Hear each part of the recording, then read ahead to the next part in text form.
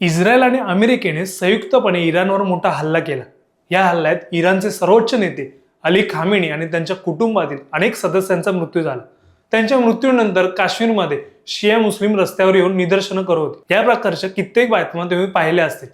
Ayatollah Ali Khamenei यांना Islamic एकता आणि शिया मुस्लिम समुदायाचे प्रतीक मानलं जातं। जगभरातील शिया मुस्लिम समुदायात त्यांच्याबद्दल आदर आहे।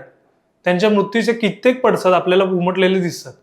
पण यामुळे शिया आणि सुन्नी मुस्लिम कोण याबद्दल प्रश्न उपस्थित होत आहेत। पैगंबर मोहम्मद यांनी स्वतः अनुसरलेल्या गोष्टी तसंच विचारांचं पालन करणारा पंथ अशी सुन्नी अर्थात सुन्नत गटाची ओळख आहे। एका निष्कर्षानुसार जगभरातील मुसलमानांपैकी 80 ते 85% सुन्नी पंथीय आहेत, तर उर्वरित 15 ते 20% शिया पंथांचे आहेत। सुन्नी पंथानुसार पैगंबर मोहम्मद यांच्यानंतर त्यांचे सासरे हजरत अबू बकर मुसलमानांचे प्रमुख झाले।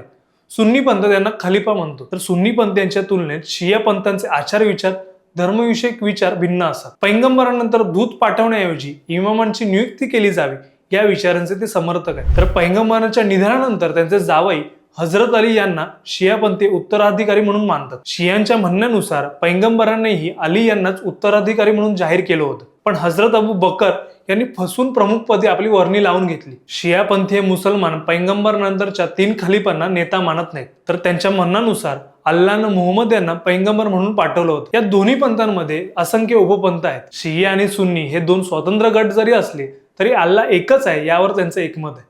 मोहम्मद साहेब अल्लाहचे दूत असल्याने हे दोन्ही पंथ मानतात। मात्र धर्मपालांच्या विविध पद्धती तसंच पैगंबर मोहम्मद यांच्या निर्वाणानंतर त्यांचा उत्तराधिकारी कोण या संदर्भात दोन्ही पंथांमध्ये मात्र तीव्र मतभेद आहेत।